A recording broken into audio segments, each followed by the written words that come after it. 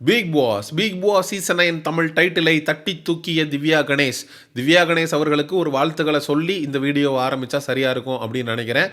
திவ்யா கணேஷ் இந்த டைட்டிலை ஜெயிச்சாங்க அப்படின்னு சொல்றதை விட டைட்டிலை காசு கொடுத்து வாங்கினாங்க அப்படின்னு சொன்னால் சரியா இருக்குமா அப்படிங்கிற கேள்விக்கான பதில் இந்த வீடியோவுடைய முடிவில் இருக்கு. அதற்கு முன்னாடி டாப் 4 கண்டஸ்டண்ட்டை நம்ம பார்த்தே ஆகணும். திவ்யா கணேஷ், ஆரோரா சின்க்ளர், சபரிநாதன் மற்றும் நம்மளுடைய விக்கல்ஸ் விக்ரம், இந்த 4 பேருமே பிக் பாஸ் வரலாற்றிலேயே முதல் முறையாக அன்டிசர்வ்டு டாப் 4 கண்டஸ்டன்ட் சமூக ஊடகங்களில் பிக் பாஸ் ரசிகர்களால் கிசுகிசுக்கப்பட்டாங்க. ஸோ இவங்க 4 பேருமே என்னத்தை பண்ணி கிழிச்சாங்க அப்படின்னு சொல்லி டாப் 4 வந்தாங்க அப்படின்றது எங்களுக்கு தெரியல. இது டோட்டலி அன்டிசர்வ்டு. குறிப்பாக கானா வினோத், கமருதீன் மற்றும் விஜே பார்வதி இவங்க இல்லாத டாப் 5 என்னடா டாப் 5? கானா வினோத் ஒரு பக்கம் பொட்டி எடுத்துகிட்டு போயிட்டாரு, கமருதீன் மற்றும் பார்வதிக்கு ரெட் கார்டு கொடுத்து அமிச்சிட்டாங்க. ஸோ இந்த கேமுக்காக எஃபோர்ட் போட்ட அந்த 3 பேருமே டாப் 5 இல்லையே அப்படின்னு சொல்லி பிக் பாஸ் ரசிகர்கள் மிகப்பெரிய அளவில் விரக்தியில் இருந்தாங்க. பிக் பாஸ் ஃபினாலேல யார் பிக் பாஸ் டைட்டிலை தட்டி தூக்க போகிறது அப்படிங்கிற கேள்வியை விட விஜே பார்வதி பிக் பாஸ் ஃபினாலேவுக்கு வருவாளா மாட்டாளா அப்படிங்கிற கேள்வி தான் மிகப்பெரிய அளவில் சமூக ஊடகங்களில் எழுப்பப்பட்டுச்சு. ஆனால் பார்வதி சனிக்கிழமை வரல, ஞாயிற்றுக்கிழமை வந்து பிக் பாஸ் ரசிகர்களுக்கு மிகப்பெரிய அளவில் இன்ப அதிர்ச்சி கொடுத்தாங்க. ஸோ பார்வதிக்கு ஒரு வார்ம் வெல்கம் கொடுத்து ஒரு ப்ராப்பரான சென்ட் ஆஃப் அப்படிங்கிறது விஜய் சேதுபதி அவர்களால் கொடுக்கப்பட்டு அனுப்பப்பட்டது. இதற்கு சேனலுக்கும் விஜய் சேதுபதி அவர்களுக்கும் ஒரு நன்றியை நம்ம சொல்லி தான் ஆகணும். இந்த ஜேர்னியில் ரெட் கார்டு வாங்கினதுக்கு அப்புறம் விஜே பார்வதியுடைய ரசிகர்கள் சமூக ஊடகங்களில் ரிவோக் ரெட் கார்டு என்கிற டேகை பயன்படுத்தி விஜே பார்வதிக்கு ஆதரவாக நின்று விஜய் சேதுபதி மற்றும் விஜய் டெலிவிஷனுக்கு எதிராக கேள்விகளை முன்வச்சது மிகப்பெரிய அழுத்தத்தை ஏற்படுத்தி விஜே பார்வதியை அவங்க ஃபினாலேவுக்கு அழைப்பதற்கு ஒரு முக்கிய காரணமாக அமைந்ததுன்றதுலாம் நமக்கு மாற்று கருத்து இல்லை. சரி, திவ்யா கணேஷ் இந்த டைட்டிலை ஜெயிக்கலை, காசை கொடுத்து வாங்கினாங்கன்னு நீ சொன்னியே ப்ரோ, அதை எதை வச்சு சொன்ன அப்படின்னு நீங்கள் கேட்டிங்கன்னா, சமூக ஊடகங்களில் 30 லட்சம் ரூபாய் பிஆருக்கு செலவு பண்ணியிருக்காங்க திவ்யா கணேஷ். அன்அஃபிஷியலில் வரக்கூடிய ஓட்டிங் எல்லாமே பாட்டு ஓட்டு. திவ்யா கணேஷ் என்ன பண்ணி கிழிச்சாங்கன்னு இவங்களுக்கு இவ்வளோ ஓட்டு வருது அப்படின்னு நிறைய பேர் சமூக ஊடகங்களில் கருத்துக்களை முன்வைக்க ஆரம்பிக்கிறாங்க. 30 லட்சம் இல்லைப்பா, நீ என்னப்பா பேசிக்கிட்டு இருக்க, 40 லட்சம்ப்பா அப்படிங்கிறாங்க. 40 இல்லை 45 அப்படிங்கிறாங்க. ஆளாளுக்கு வந்து ரேட்டை ஏற்றிக்கிட்டே போயிட்டு இருக்காங்க. ஒட்டுமொத்தமாக டைட்டில் வின்னருக்கு கிடைக்கக்கூடிய காசே 50 லட்ச ரூபா தானடா. 45 லட்ச ரூபா செலவு பண்ணி 50 லட்ச ரூபா டைட்டில், 50 லட்ச ரூபா காசை வின் பண்ணி என்னடா பண்ண போகிறாங்க அப்படிங்கிற கேள்வி நமக்குள்ள எழுந்துச்சு. அதுக்காக திவ்யா கணேஷ் பிஆரே வைக்கல. அவங்க வந்து தன்னை நம்பி மட்டும்தான் பிக் பாஸ் வீட்டுக்குள்ளே போய் கோப்பையை ஜெயிச்சிட்டாங்கன்னு நான் சொல்ல வரல. திவ்யா கணேஷே ஃபினாலே மேடையில் ஒரு விஷயத்தை தெளிவுபடுத்தியிருப்பாங்க.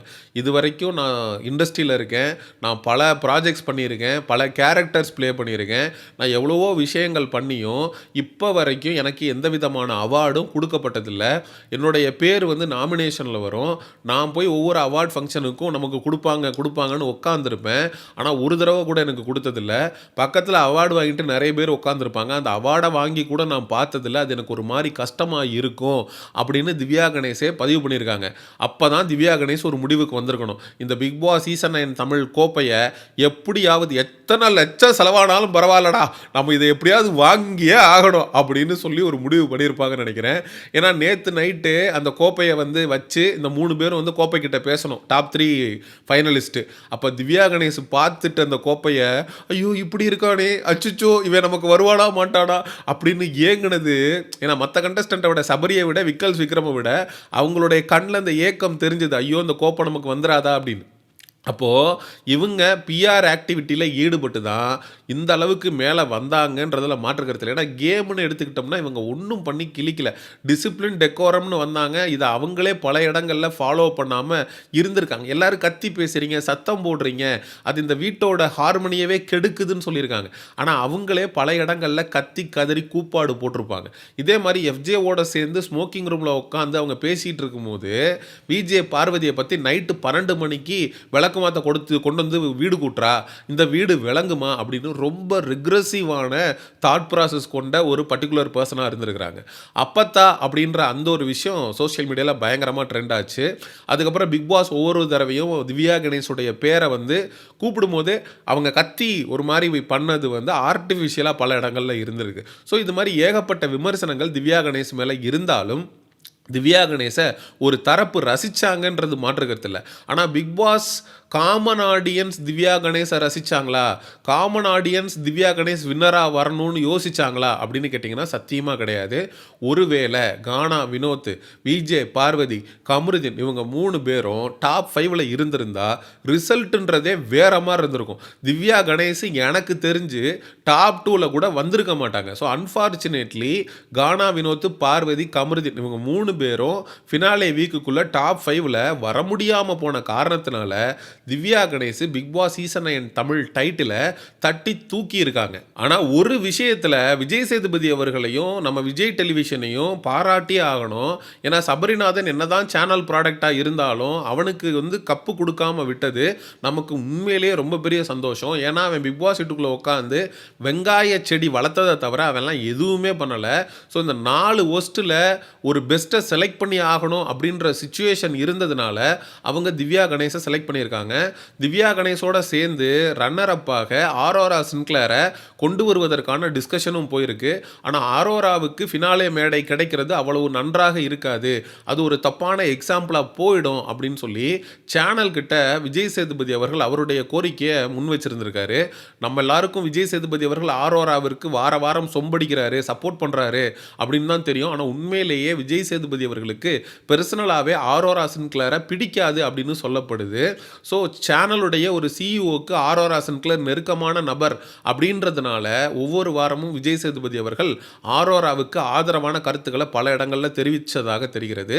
ஸோ ஆரோரா சின்க்ளேரில் டாப் 3ல் கொண்டு வராமல் டாப் 2ல் கொண்டு வராமல் ஸோ 4th எவிக் பண்ணி அனுப்புனதில் ஒரு முக்கிய பங்கு விஜய் சேதுபதி அவர்களுக்கே சேரும் அப்படிங்கிறதுக்கு நம்ம விஜய் சேதுபதி அவர்களுக்கு ஒரு நன்றியை இந்த இடத்துல நம்ம சொல்லி தான் ஆகணும். அதுக்கடுத்து விக்ரம் அவன் வந்து டாப் 3ல் வருவதற்கு தகுதியான நபரான்னு கேட்டிங்கன்னா என்னை பொறுத்தளவுக்கு இல்லை. நான் டாப் 5ல் கூட விக்ரமை சொல்ல மாட்டேன். ஏன்னா 35th டேக்கு அப்புறம் தான் அவனுடைய கான்ட்ரிபியூஷன் அப்படின்றது இருந்திருக்கு. 35 நாளுக்குள்ளே விக்ரமை நாமினேட் ப்ராப்பராக பண்ணியிருந்தாங்கன்னா அவன் வந்து பொட்டி சட்டியெல்லாம் கட்டிட்டு வெளியில் போக வேண்டியவன் தான்.